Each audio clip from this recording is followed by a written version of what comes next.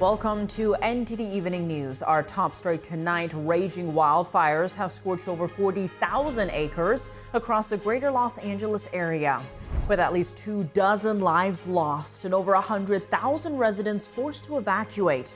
Officials warn the devastation is far from over. Christina Corona has the latest. Just 7 days to go, the latest details unveiled about President-elect Trump's Inauguration Day and a new judge decision that will allow part of Special Counsel Jack Smith's report to come to light, despite Trump's pushback. Iris Tao in West Palm Beach. Pete Hegseth and 12 other Trump cabinet nominees will have their confirmation hearings this week. Luis Martinez has the latest on the Senate confirmation process. Officials say a ceasefire deal between Israel and Hamas is now within reach. Meanwhile, Iran increases the size of its arsenal before President-elect Trump takes office. Jason Perry reports.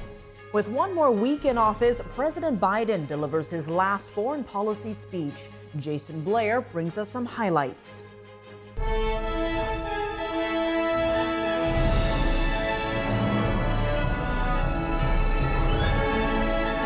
This is NTD Evening News. Live from our global headquarters in New York City, here's Tiffany Meyer. Good evening, and thank you for joining us tonight. More than 12,000 homes, businesses, schools, and other structures have been destroyed as wildfires continue to devastate the greater Los Angeles area. NTD's Christina Corona is live from one of the most hard-hit locations. We're here in Pacific Palisades, where the Palisades fire has now scorched over 23,000 acres and has unfortunately destroyed thousands of homes in this area.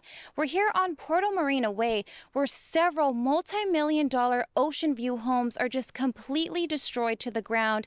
As you can see behind me, the only thing left standing in this home is the chimney. And if you take a closer look, you can see Castle Rock Beach. Now, I just want to emphasize how beautiful this area is, but only a few feet away is just complete devastation.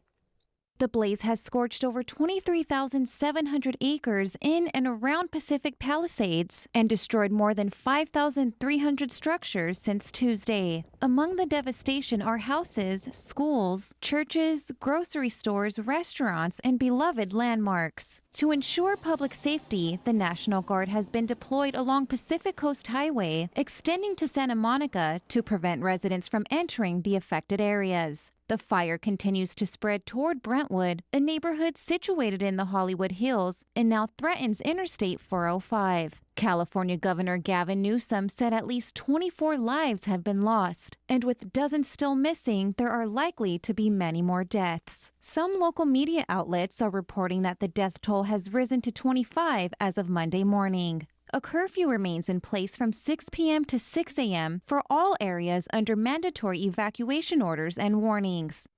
We're on a street where 12 of 14 homes are just completely destroyed to the ground, and officials do warn that dangerously high winds are expected starting today into Wednesday that could potentially add growth to the current blaze. With the latest update, the Palisades fire is now 14% contained, and it is still under investigation. Reporting from Pacific Palisades, Christina Corona, NTD News. As first responders continue to battle deadly wildfires in California, what do people think of the way the Golden State is handling the situation? NTD's Sam Wong was out on the National Mall in D.C. to find out. You know anyone who's been personally impacted by this wildfire? Not personally, but I'm sure my family out there knows. So shout out to Ron and Denise out there. Hope you guys are doing okay. Hope your friends are doing fine. No, only friends of friends. They're doing great, but they're affluent people who just had their home. Actually, it's not destroyed, but they had to evacuate, and they're staying in hotels. I live in Pasadena, and we were evacuated by it. Right now, I'm on a work trip over here, so it kind of is a nice distraction, but it's also crazy to see that life here is still going. Well, back home, it's chaotic. We were there just assisting with the EMS side of it for the Eaton fire. You know, they got a lot of different departments from different parts of the country out there to help, and different parts of even the cities in Mexico here is out there, so that's great to see as well. I'm kind of surprised all the movie stars that we know about and hear about all of a sudden. We're finding they have homes in that area, and it's kind of a wake-up call. How do you think the state of California has been handling the situation? I think they've been doing fairly well so far. It seems like like a big area to cover as far as putting all the fires and just organizing everything to get people to safety and to get everything preserved and get people evacuated to where they need to be. I'm a bit disappointed on how it's been being handled. It's been days now. I mean, hopefully it gets contained soon. As a Brazilian guy who being here in America for a long time, what shocks me is a little bit is something that I thought in my country would happen. We'll run out of water, and firemen because we're not prepared. But this is happening in the richest country in the world. I think California got a little ahead of itself and wanted to be the perfect place to live and forgot that they had to invest in resources. The $100 million that was taken out of the, fire suppression budget, whatever it's called, okay, that's a chance that they took. And this is the result of that. My dad's cousin is a firefighter out there, retired, and he was actually hurt. He's always told me that they're super underfunded. So any types of help you can give to the firefighters out there, definitely do it, because I know they're really lacking a lot of equipment, a lot of funds. The U.S. will have a new president at this time next week. An inauguration weekend full of time-honored traditions will pave the way for President-elect Trump's return to the White House next Monday. The full schedule of events was released to the public today. The celebration begins this coming Saturday with fireworks, a reception for Trump's cabinet picks, and the vice president's dinner. Sunday includes the wreath-laying ceremony at the Tomb of the Unknown Soldier. Trump will speak at his victory rally at Capital One Arena and cap off the day with a candlelight dinner for donors. Monday begins with a service at St. John's Church near the White House, followed by tea with President Biden. Then comes the swearing-in ceremony at the U.S. Capitol and inaugural address. This is followed by an official farewell for Biden and Vice President Kamala Harris. Next comes a presidential signing ceremony, congressional luncheon, and review of the troops. The presidential parade then flows into the second signing ceremony at the White House, followed by 3 inaugural balls at which Trump will deliver remarks. And we're kicking off the official 7-day countdown to Trump's second term. New details are out about his inauguration, and a judge's new decision could allow a report on Trump's 2020 election case to come out as soon as tonight. NTD's White House correspondent Iris Tao has more from West Palm Beach. New details on the big day. Joining the inaugural parade right after President-elect Trump swears in at noon next Monday will be a group of first responders from Butler County, Pennsylvania, who responded to the first assassination attempt against Trump in July, where he was shot in the ear but survived. And Trump's inaugural committee asked in a Monday statement that there will be nearly 7,500 participants representing Americans from all walks of life, including a variety of veteran groups, police, and school marching bands. The message should honor our country and begin what Trump's team calls America's new golden era. Meanwhile, security measures will be heavy on Inauguration Day, especially after Trump survived 2 assassination attempts. D.C. police will be joined by about 4,000 police officers from across the country and potentially nearly 8,000 National Guard troops. And permitted protests are expected to be smaller, but D.C. police said at a Monday press conference that the biggest threat would come from lone actors. President Carter was lying in state. We had 2 lone actors show up at the Capitol, one trying to bring in knives and a machete, another one setting their car on fire down in the Peace Circle area. In other news, Judge Eileen Cannon here in Florida said on Monday that she would not block the release of Special Counsel Jack Smith's report on his investigation into the 2020 election case on Trump. That means it could come public as early as the start of Tuesday unless other courts intervene. It comes despite Trump just last week pushed back against its potential release, calling it a fake investigation and a fake report. So if they're not allowed to issue the report, that's the way it should be, because he was thrown off the case in disgrace. Why should he be allowed to write a fake report? It'll only be a fake report. But Judge Cannon also said that the DOJ for now cannot release its report on Trump's classified documents case to selected lawmakers, as it could hurt the 2 other co-defendants who are still appealing the case. Reporting from West Palm Beach, Iris Tao, NTD News. It's confirmation week at the Senate. The different Senate committees will begin their confirmation hearings with Trump's nominees. Our Washington correspondent Luis Martinez walks us through what we can expect to see this week.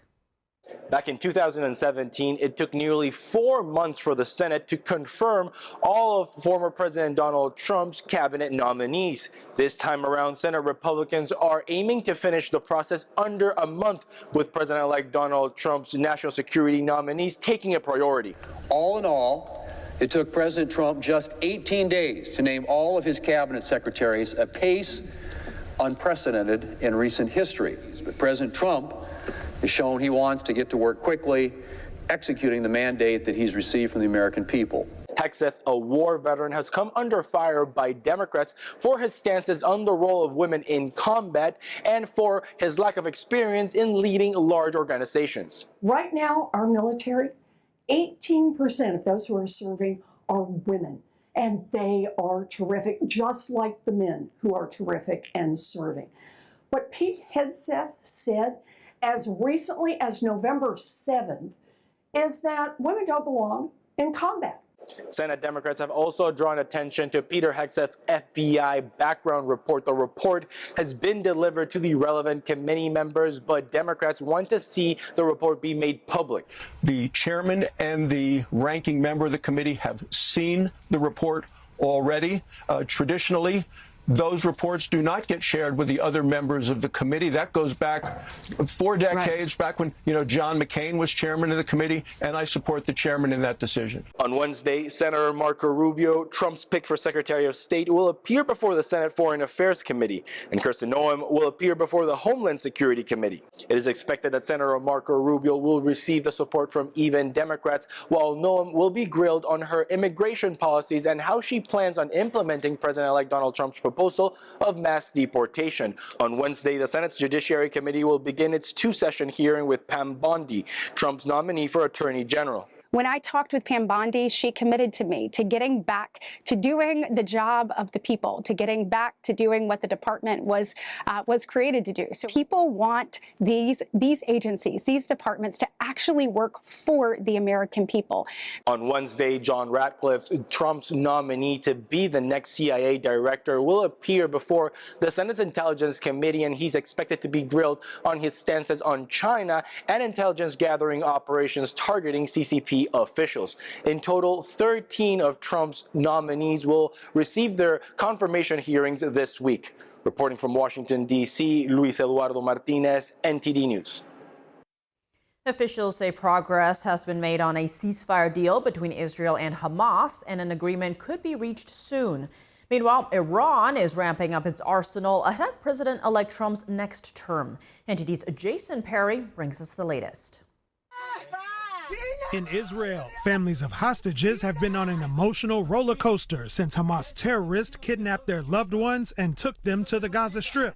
On Monday, some of those family members confronted an Israeli politician who said he's against the ceasefire deal currently being negotiated in Qatar.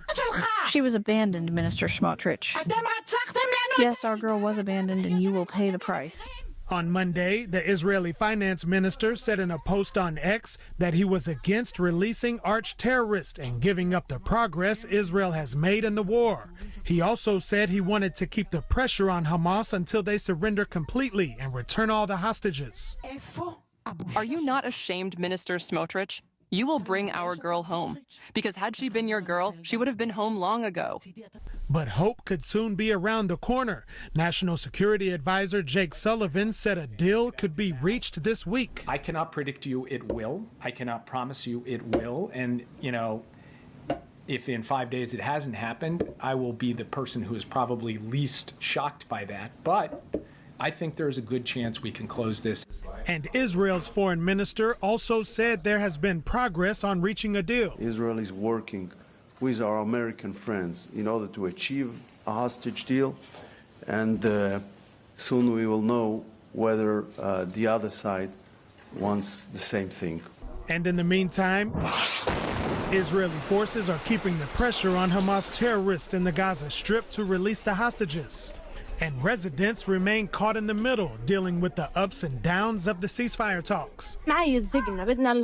We are fed up. We want truce, enough tricking us and telling us every day, tomorrow or the day after. It's been a year and a half that we are persisting. It's been a year and a half that we are fighting life.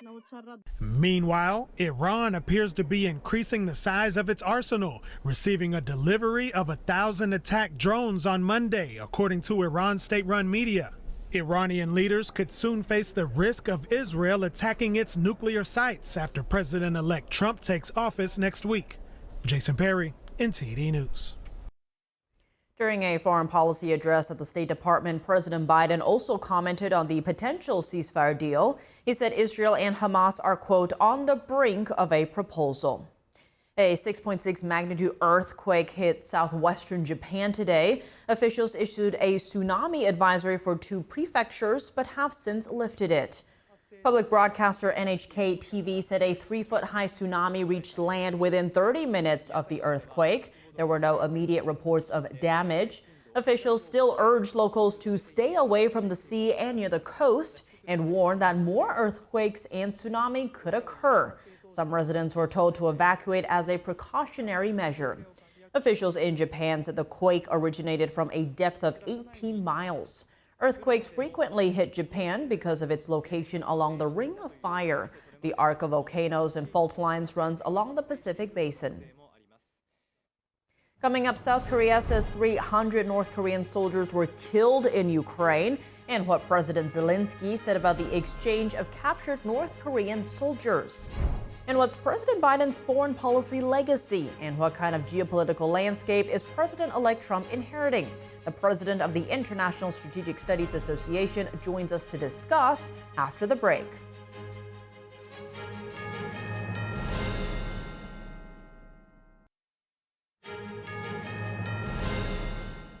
Welcome back. I'm Tiffany Meyer. Ukrainian President Volodymyr Zelenskyy said he's ready to hand over captured North Korean soldiers to their leader Kim Jong-un. That's in exchange for Ukrainian soldiers held captive in Russia. According to Zelenskyy, Ukraine captured the North Korean soldiers in Russia's Kursk region. Here's more. If Kim Jong-un remembers these citizens at all and can arrange an exchange for our soldiers held in Russia, we can transfer these soldiers. In a post on X, Zelenskyy shared a video showing the interrogation of 2 bandaged men who were presented as North Korean soldiers. In the video, one of the alleged North Korean soldiers says through an interpreter that he had been told he was on a training exercise. He appears to say that he wanted to live in Ukraine, but if he was ordered to return to North Korea, he would go. It marks the first time Ukraine has announced the capture of North Korean soldiers alive. Kyiv and its Western allies say North Korean troops entered the war on Russia's side last October. We now assess that there are some 10,000 North Korean soldiers in total in Russia. Ukrainian and Western assessments calculate that around 11,000 troops from Russia's ally, North Korea, have now been deployed in the Kursk region to support Moscow's forces. Russia has neither confirmed nor denied their presence. A South Korean lawmaker, briefed by the country's spy agency, said on Monday that North Korean troop fatalities and injuries in combat against Ukrainian forces have likely exceeded 3,000. They attributed that rising number to a lack of understanding of modern warfare and the way Russia used the North Korean military. The lawmaker also said that North Korean authorities appear to have called for its troops to commit suicide to evade capture. And Russian President Vladimir Putin is meeting his Iranian counterpart this week. The two are set to hold talks in Russia on Friday. They're also scheduled to sign a comprehensive strategic partnership pact. One of the goals of the meeting is to further expand ties between Moscow and Tehran. This includes broadening trade, transport, logistics, and more. A statement by the Kremlin says the two will also talk about regional and international issues. In his final foreign policy address, President Biden highlights a possible hostage deal in the Israel-Hamas war, as well as touching on China and the U.S. withdrawal from Afghanistan. NTD correspondent Jason Blair reports. From the State Department, President Joe Biden, in his last foreign policy speech, says he's leaving the incoming administration with a, quote, very strong hand to play. Biden addressed both past and current events, one being a possible hostage and ceasefire deal in the Israel-Hamas war. Palestinian people deserve peace and the right to determine their own futures. Israel deserves peace and real security, and the hostages and their families deserve to be reunited. And so we're working urgently to close this deal. During the 30-minute talk, China came up the most. The president highlighted actions he took to hold China accountable for unjust trade practices. Taking action when China dumps subsidized goods, incredibly subsidized, on our markets to undercut our workers. We impose target tariffs in critical sectors like cars, steel, and semiconductors, rather than across-the-board tariffs. We impose historic export controls on investments, restrictions, to ensure that China cannot use the most advanced technology and sensitive data against us. Biden also defended his decision to withdraw from Afghanistan. He says our adversaries and competitors like Russia and China would have liked nothing more than to see the U.S. tied down in Afghanistan for another decade. For all those reasons, ending the war was the right thing to do, and I believe history will reflect that. Biden also had a strong message for the next administration, saying that the U.S. must stay in the lead with AI and must not offshore it. With about a week left, Biden has a packed schedule leading up to his last day in office. He will deliver a farewell address to the nation on Wednesday, January 15th. Reporting from Washington, D.C., Jason Blair, NTD News. Joining us now to review President Biden's foreign policy record is Gregory Copley, president of the International Strategic Studies Association. He's a historian, author, and strategic analyst who's worked with various governments around the world. Copley has also authored 35 books on foreign affairs and geopolitics. Gregory, thank you so much for joining us. Good to see you again. Now, given your decades of experience working with governments around the world to create international stability, what do you make of President Biden's final speech on foreign policy today? Well, this was perhaps the best written and best delivered speech of Joseph Biden's political career. Remarkable. Where was this man during the election campaign, during his presidency?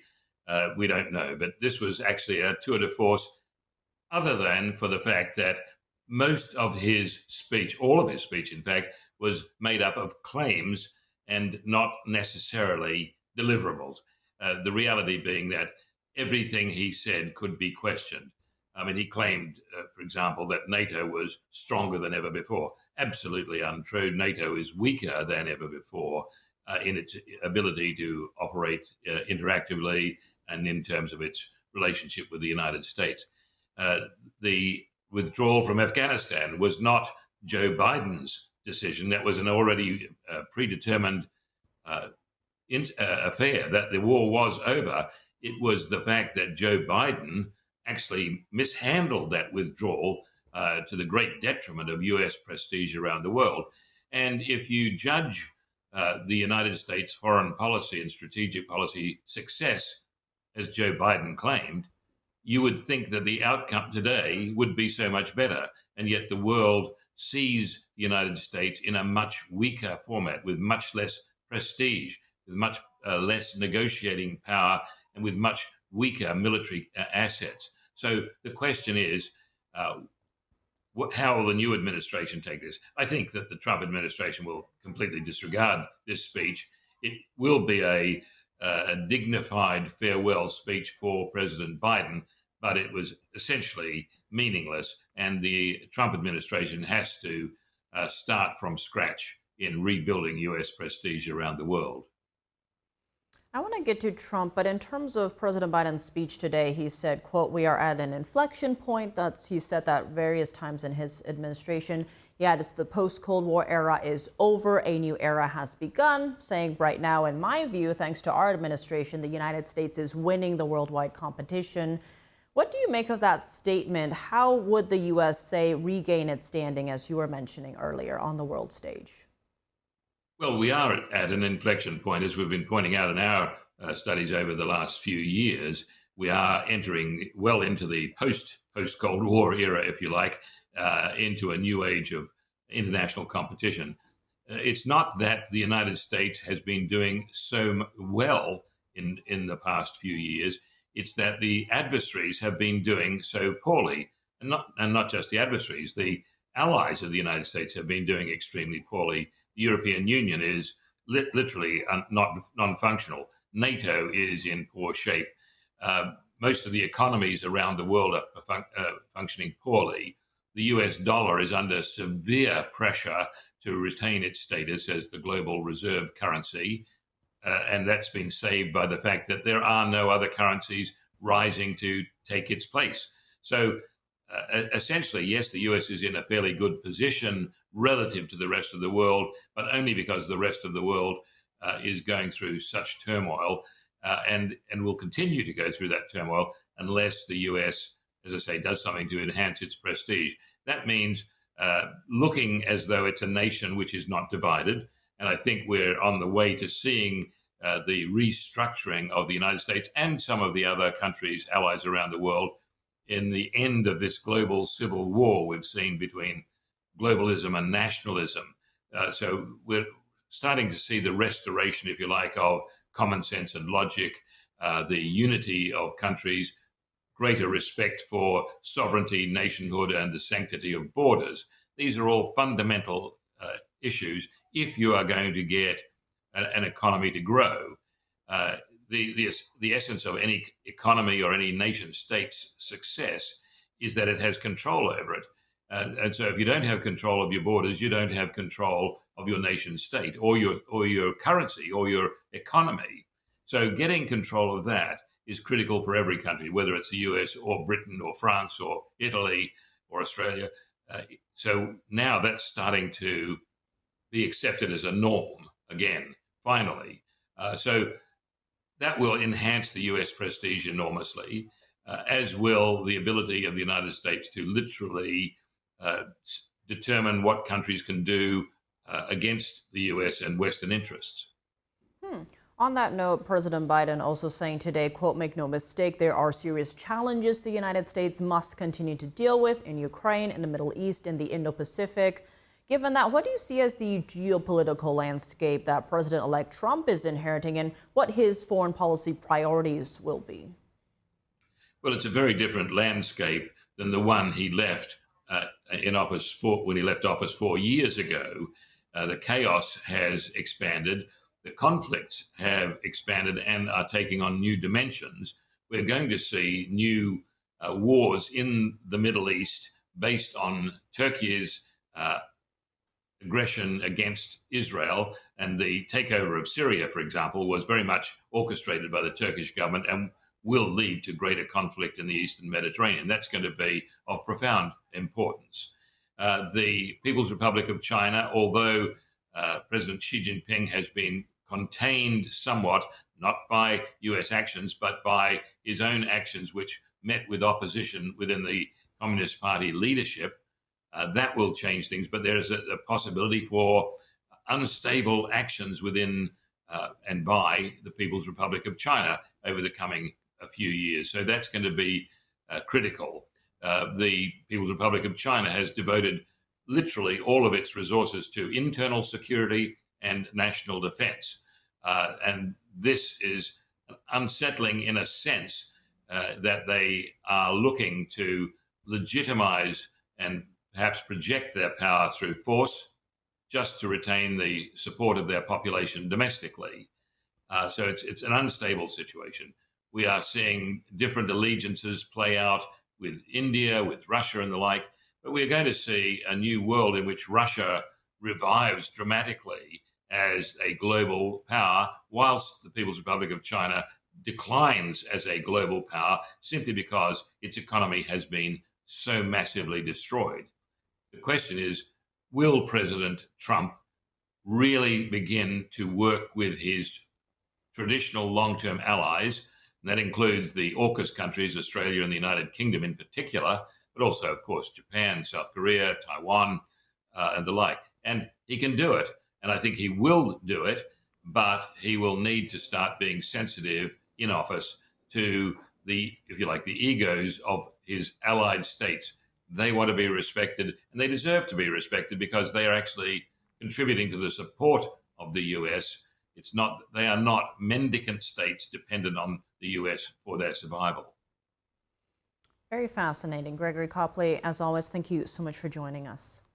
Great to be with you. Thank you very much. Coming up, the energy policies anticipated under the next Trump administration, how they'll affect costs in the American economy, and how the green energy push can make the U.S. more reliant on Beijing's resources. A panel of experts probes China's massive subsidies and their damage to the global market. Jack Bradley reports. The European Union is bracing for the U.S. to exit the World Health Organization. Members of the Trump administration say the move could happen on day one of his second term. David Vives reports from Paris after the break.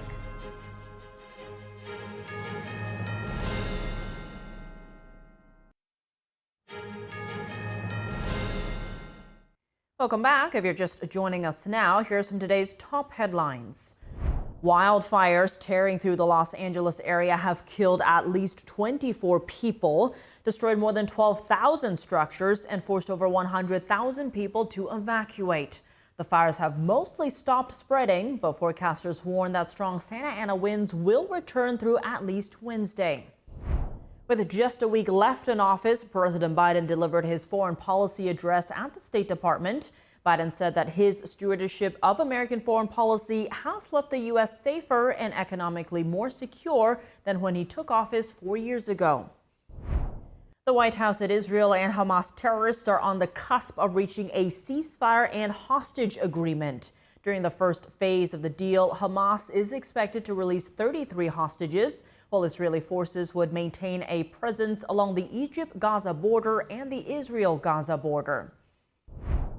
Senate confirmation hearings for President-elect Trump's cabinet nominees will begin tomorrow. The Armed Services Committee will question Pete Hegseth, Trump's pick for Secretary of Defense, who is facing the most scrutiny. A federal judge allowed the Justice Department to release part of Special Counsel Jack Smith's report on Trump's 2020 election case, but Trump's lawyers may seek to challenge the order all the way to the Supreme Court. Trump has been vocal about energy policy. It affects how much people pay for everything and impacts the economy as a whole. Here's the story. We will drill, baby, drill. President-elect Trump has vocally supported fossil fuels throughout his campaign, saying pro-fossil fuel policies will bring down energy costs. They'll be brought down to a very low level, and that's going to bring everything else down. That's what caused it to go up, along with the ridiculous spending on the Green New scam. Analysts expect Trump to expand oil and gas drilling, fast-track permits for energy projects, and even withdraw from the Paris Climate Accord. In order for our industry to be protected, we might not be able to follow what they want us to do. Energy expert Linnea Lucan says this is likely to bring down energy prices. The Paris Climate Accord is an international treaty adopted in 2015 to lower greenhouse gas emissions. Then President Barack Obama joined in 2016. Then Trump pulled out during his first term. Then President Biden rejoined in 2021. Now Trump has signaled he will leave it again. The best case scenario would be if we went through that Senate denial of the treaty. We're either getting into it or exiting it. And so our industries don't know how to necessarily react to that.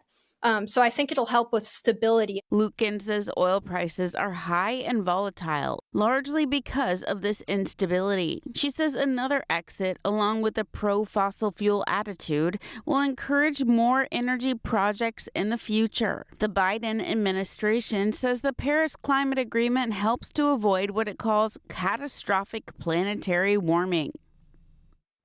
Does the global green energy push make the U.S. more reliant on the Chinese Communist Party? That's what a panel of experts at the Brookings Institute discussed today, and how artificial intelligence plays into this dynamic. NTD's Washington correspondent Jack Bradley has the details. Beijing is massively subsidizing its clean energy sector, especially solar. This is distorting the global market and undercutting competition. The Biden and incoming Trump administrations are focusing on leveling the playing field with tariffs. The U.S. is the world's largest producer of oil and natural gas, while China is the world's largest importer of oil. A panel from the Brookings Institute on Monday suggests that the U.S. has more to lose in transitioning from a reliance on oil to China's clean energy products. And so China has a lot of drive to implement renewable energy, whereas the U.S., at least from an energy system perspective, less so. Over the past decade, many private sector CEOs in the U.S. and abroad have made promises to reduce carbon emissions by transitioning to cleaner energy, but they have reneged on those promises due to the sheer difficulty of such a transition. It's as if every week brings a new announcement about a company that had made a net zero promise, now retrenching on that net zero promise. And with the trajectory we're headed with artificial intelligence, it will require more energy supply. That's according to David Edelman, a senior fellow at the Brookings China Center and part of the MIT Internet Policy Research Initiative. He says between China and the U.S., whichever country dominates in AI will have military superiority, but it is reliant on energy supply. The U.S. and China have both identified AI as a critical strategic national priority. Both have said in as many words that whichever country leads in AI may have a decisive strategic advantage. I think that means war-winning advantage on, more broadly, should we, God forbid, be in such a scenario. And yet at the same time, we're saying the limiting reagent to doing that is, can we get enough energy? This comes as the Biden administration just issued a rule limiting the distribution of advanced AI technology to foreign adversaries, including China and Russia. The new regulation seeks to prevent a national security risk of AI ending up in the wrong hands. Jack Bradley, NTD News. 2 weeks before Trump's second term begins, the European Union is bracing for the changes it may bring. One of these is the potential U.S. withdrawal from the World Health Organization, which Trump announced during his campaign. NTD's international correspondent David Vives reports from Paris. In June of 2020, President Trump announced plans to pull the United States out of the World Health Organization. His administration criticized the WHO's response during the COVID-19 crisis, stating, quote, WHO has declined to adopt urgently needed reforms, starting with demonstrating its independence from the Chinese Communist Party. The Biden administration reversed the withdrawal 1 year later. For Trump's second term, members of his administration expect the withdrawal to occur on day one or very early in the presidency. The U.S. is currently the WHO's largest contributor as a member state, giving the agency up to $980 million. But in terms of funding, the U.S. withdrawal may not be critical to the WHO. Legal expert Michel Caillé and Dr. Frédéric Giacomini argue it would still have a significant impact. Up to 20% of the WHO is financed by member states, which also pay dues. 80% of the funds are private. If the United States is withdrawing its contribution, the WHO can still operate. But a withdrawal by the US would really send a signal of change to all the other member states. That would be good news, because it would at least open up a public debate about the role of the WHO and what it does. This topic isn't usually brought out, and maybe US leaving it will raise questions from people. The Trump administration's move would also support other European member states, such as Slovenia and Austria, which have voiced concerns that the WHO could override national sovereignty. A spokesperson for the European Commission stated that it would do its best to support the WHO within the limits of its budget.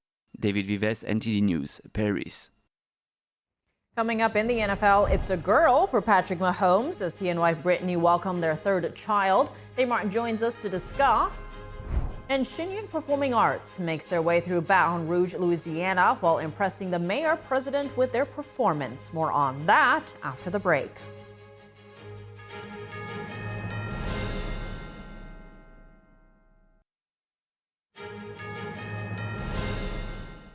Welcome back. I'm Tiffany Meyer now for your sports news. We're joined by NTD's Dave Martin. Dave, a lot going on today, but let's start in the NFL as Mike McCarthy is reportedly out as Dallas Cowboys head coach. How does this differentiate from being fired? You know, being out would be an example of your contract expiring and then not able to come to terms like on a new one. It's kind of like a parting of ways, they call it. McCarthy's deal expired January 8. He and the Cowboys had an exclusive negotiating window that actually ends tomorrow. Like you said, though, this report has not been confirmed by the team. But this season did not go the way the Cowboys were hoping. They missed the playoffs. Of course, a lot of key injuries happened, starting with quarterback Dak Prescott, who missed the last 9 games of the season with a torn hamstring. A number of their star players, though, into the season on injured reserve. He had CeeDee Lamb, Zach Martin, Trayvon Diggs as well. Now, previous to that, they made the playoffs each of the last 3 years. You know, under McCarthy, only have somewhat underwhelming playoff runs. I mean, I think they lost 3 out of 4 games in total in the postseason. So if this is the end for McCarthy, it'll be very interesting to see who they bring in. I mean, the Cowboys like to bring in those big-name coaches. I would have guessed it would have been Bill Belichick, but of course he left for North Carolina a while ago. So we'll have to see who they decide to get. Well, elsewhere in the league, some big news out of Kansas City as Chiefs quarterback Patrick Mahomes and wife Brittany announced the birth of their daughter, Golden Ray, born yesterday. Yes, Golden Ray joins sister Sterling Sky, who is 3, and brother Patrick Bronze, who is 2, so I think you see the theme here. Now, Mahomes, they were kind of fortunate with the timing too, and you know, the playoffs started this past weekend, but since the Chiefs had the top seed, they got the bye, so the game for them. Now, Mahomes, he's talked about, you know, how he wanted to have kids at a young age. He's still only 29 right now. His father, Patrick Mahomes Sr., was actually a major league pitcher, spent 11 years in the big leagues, mostly as a reliever. Now, Patrick, I guess, Jr. has talked about growing up in the locker room as a kid and how it really made an impact on his life. Now, as for whether they're planning to have a 4th, Mahomes has already commented on that, saying, quote, "I did 3 and I'm done." But in any case, congratulations to the Mahomes family. Well, shifting gears to tennis, the Australian Open started yesterday with Carlos Alcaraz, Jannik Sinner, and Novak Djokovic winning their openers. Do you see those 3 as the main contenders here? Yeah, I would say so. Sinner's reigning champion here. He's the number one ranked player in the world. He's definitely a contender. Now, Alcaraz may be a little more of a question mark. He's ranked 3rd. He's already won 4 major titles, which is remarkable considering he's only 21 years old. But he's yet to advance past the quarterfinals here. Of course, he's only played it 3 times. Djokovic is actually the biggest question mark of the 3, I think. His ranking has dropped to 7th in the world after not winning a major title last year. That's the first time since 2017 that that's happened. I'll grant, though, he did win gold at the Olympics this past summer, so there's something. But he's also 37. I mean, that is well past the age where players start to decline. Now, Djokovic, he has been like superhuman for quite some time now. This has been his favorite event. He's won it 10 times. That's more than anyone else. I think how he does here this time will be very telling for where he is at this stage in his career. So I'm interested to see if he can still bring it at his favorite event. We'll find out, over these next 2 weeks. Well, tonight the NFL playoffs continue as the Minnesota Vikings play at the Los Angeles Rams. So this game will actually be played in Arizona instead due to the wildfires. Yeah, I mean, obviously football is the last thing on most people's minds in LA right now. But looking at it from a football-only perspective, it's not ideal to lose your home field advantage for the playoffs, and they'll need it here. The Vikings have a much better record. They actually have the 3rd best record in the NFL, but they're stuck with the number 5 seed because the Detroit Lions have the best record and they won the Vikings division. Only division winners get home field advantage in this first round. Now, these two actually met in the regular season back in October. The Rams won that one too. That was the game where they got Puka Nacua and Cooper Kupp back from injury. Those two were great in the win. The Vikings have some great receivers as well. Of course, Justin Jefferson is maybe the best in the league. I'm expecting a very high-scoring game. I think Minnesota will come out on top. I think a lot of people agree because they're actually 2.5-point favorites. So that game starts in a little over an hour, 8 o'clock Eastern Time. It'll be on ABC and ESPN. Well, Dave, as always, thanks for joining us. Well, thank you, Tiff. Shen Performing Arts returns to Baton Rouge, Louisiana for its all-new 2025 season, showcasing China's 5,000 years of divinely inspired culture. Baton Rouge Mayor-President Sid Edwards described Shenyun's performance as absolutely exhilarating. NTD is a media sponsor of Shenyun, and here are more audience reactions. Shenyun returned to the Baton Rouge River Center Theater on January 11th and 12th. Audience members praised the New York-based company for showcasing China before communism through classical Chinese dance and music. I think the effort's fantastic. I think culture is very important. I think history is very important. I think it's very important to maintain our heritage from all of our different cultures. So it's beautiful that they're putting all this together to maintain that culture throughout the ages. It was absolutely amazing. It was beautiful. The colors were just outstanding. I mean, every time somebody came out, the dancers came out, we commented about how beautiful the colors were on the costumes. Shen draws inspiration from China's history, presenting stories from ancient legends and folk tales that have values deeply rooted in spirituality. The company also shines a light on modern-day communist China's persecution of spirituality. I think that's fantastic. Everybody should stand for what they believe in, and if you get persecuted for it, just stand more firm in what you believe in. They have very strong spiritual beliefs, and they're not allowed to practice their beliefs. That's a horrible experience. I would hate to see anyone have to suffer like that for their beliefs. I think it's very important that we see all persecution of religion as something we all need to stand up for each other. And we have a hard time in this country understanding that the persecution of religion at all. So it's very moving, and it's very important that the American people and the world stand up against this kind of abuse. And I think it's great that they bring it to light and they show people from around the world what it means to be persecuted just for your beliefs. Through each performance, audience members took note of the message of kindness and peace. I think it's an extremely important message. Kindness should be the fundamental foundation, I would say, of all things. If we're just kind to people, imagine how the world would be. Just imagine that. People wouldn't go hungry, they wouldn't go without. And now the world is kind of, in some ways, turned very cold and bitter. And we used to be a kinder, gentler place. Shen is headed to the Stephen Tanger Center for the Performing Arts in Greensboro, North Carolina on January 15th. NTD News, Baton Rouge, Louisiana. And that's all for today's news. For round-the-clock coverage, visit us at ntd.com or download our NTD app. Thanks for tuning in. I'm Tiffany Meyer. Good night.